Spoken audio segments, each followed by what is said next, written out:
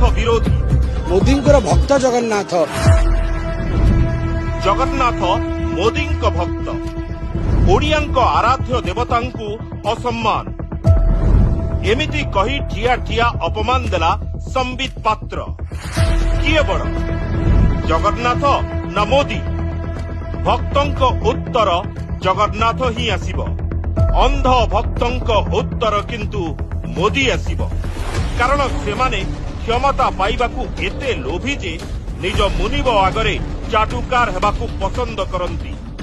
ଆଉ ଚାଟୁକାରିତା ପାଇଁ ସବୁ ସୀମା ସରହଦ ଟପି କୋଟି ଓଡ଼ିଆଙ୍କ ମଉଡମଣି ଆମ ଓଡ଼ିଆଙ୍କ ମୁନିବ ସ୍ୱୟଂ ଜଗନ୍ନାଥଙ୍କୁ ବି ଅପମାନିତ କରି ନିଚା ଦେଖାଇବାକୁ ପଛାନ୍ତି ନାହିଁ।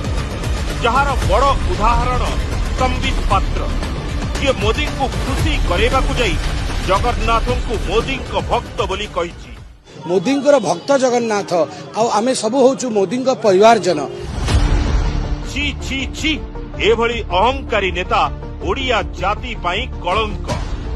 ଏମାନେ କେବଳ ନିଜ ଫାଇଦା ପାଇଁ ଜଗନ୍ନାଥଙ୍କୁ ୟୁଜ୍ କରନ୍ତି। 2019ରେ ଜଗନ୍ନାଥଙ୍କ ମୂର୍ତ୍ତି ଧରି ଭୋଟ ମାଗିବାର ନାଟକ କରିଥିଲା